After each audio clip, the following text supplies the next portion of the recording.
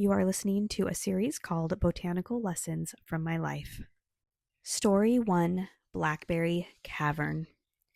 I woke up with all the excitement in the world. The solstice was approaching, not the one marked by the sun, but the sacred turning of the school year, when life pivoted from routine to adventure. More importantly, today marked that day, the last day of school, the last day of second grade. I sprang from my bed with purpose, brushed my hair with unusual dedication, pulled on my favorite Looney Tunes shirt, a sacred garment for an occasion of this magnitude, and out the door I went with my siblings, down the long gravel driveway stretching before us like a runway. Halfway down, I lifted my arms, tiptoes spinning circle after circle.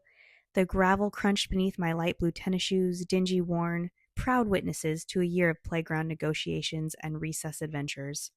Above me, sky; below me, earth; the world whirling into a blur of morning light. I stopped twirling at the end of the driveway.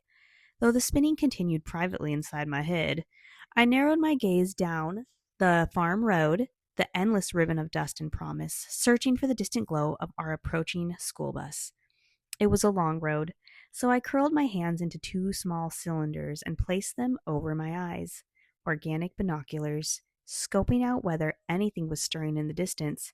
It wasn't there yet, but that was okay. I was good at being bored. I breathed in the cool morning air, blue sky making silent assurances that it would still be there when I returned. The tall oak trees towered above me, ancient and indifferent, reminding me I was little more than a tiny field mouse passing briefly through their kingdom. I raised my arms towards the sky, fingers stretched out wide, peering through the spaces between them to trap fragments of clouds, leaves, and patterns of light inside my own private kaleidoscope. And then the hiss of air brakes. Our bus had arrived. We climbed aboard, ready to partake in the great end-of-the-year ritual, Field Day, a glorious battle of the best, Olympics disguised as elementary school games. The day ahead would be loud, chaotic, and victorious, but my mind was already elsewhere, because waiting for me at home was something far more magical. We were worn out from a long day, a long year, and the familiar bumpy bus ride down the farm road, headed back home. We had all earned this solstice. We were like warriors returning home by ship after a long sea journey, knowing we would be greeted upon arrival. The afternoon I stepped off the bus, I saw it. A bright pink bicycle leaning against the front door, shining and beautiful. I knew instantly what it meant. My parents had done it. They had given me the thing I had wished for, with the full, desperate sincerity only a child can possess. The summer stretched endlessly before me, golden humming, alive with possibility. This, I was certain, would be the summer I learned to ride a bike. My father became my most trusted pilot, I his proud and slightly nervous co-pilot. We lived along a quiet farm road where the ditches were deep and crowded with the blackberry brambles. Growing up near berry fields, I was always struck by how vast and unstoppable wild blackberry bushes seemed. Beautiful, generous, and faintly threatening. Admired from a distance, they were magnificent.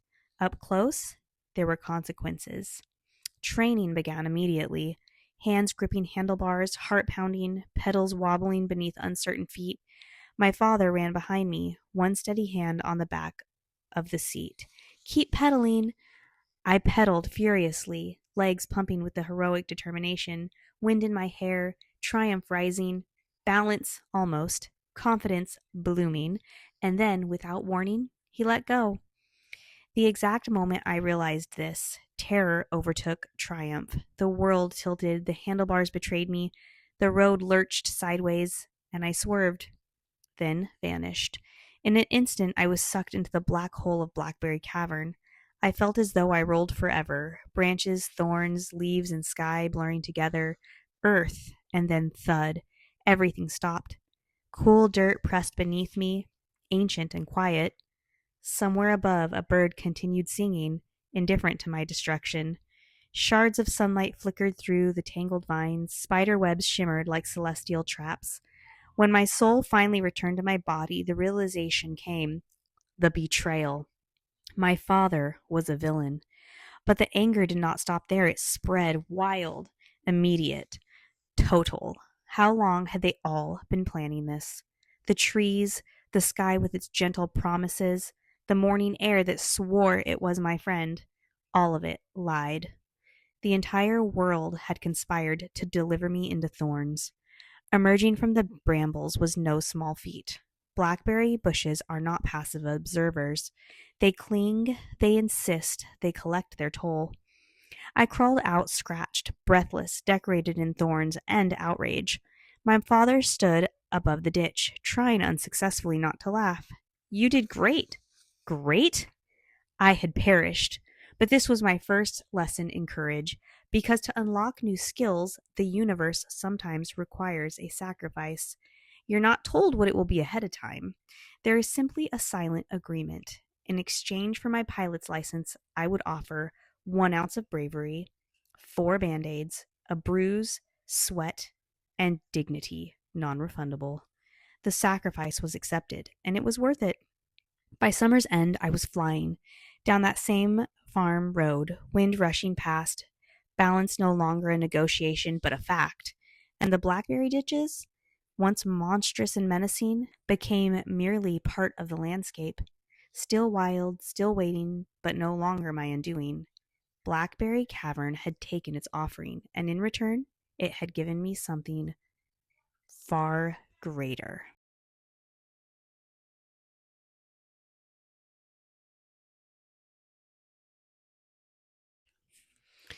All right, so that was the conclusion of the very first episode of the series, and I hope you enjoyed it. There's not much commentary on that story except for that, really just adding that it, first of all, it was true. It stuck with me forever, and you'll have to let me know if your first riding your first bike was an experience like that. Does every kid have that? Does it stick with you? Maybe it just sticks with you if they take the approach where they let go. um, I think I don't know why it stuck so clearly out of all the memories I could have, because trust me, there's other vague things in there that we did, but I think it really was boiled down to the fact that you trust your parents so much, and I'm not ragging on my dad at all. I'll admit I was being very dramatic when I was younger, and I'm sure, I mean, I do kind of remember that it being very big like that, but here I am. I'm okay. I learned to ride my bike, so you know, there's different ways we can teach. And yeah, it was, whoa, my pilot, my trusted knight, sent me off unprepared, straight down into Blackberry Cavern, to fend for myself. And I even remember that day. I don't know who gave it to me, but I know I ended up with a Tootsie Pop sucker, navy blue, the worst flavor. And I got an Indian star on it. So it wasn't all bad. But I will never not think of that when I see a bike, when I see a ditch, when I see blackberries. And I think that's what is going to be a lot in these episodes, are things that it's kind of slice of life, if you know what that is. It just, there are things that stick with you. Now, some of them are going to be a little more sad or deeper.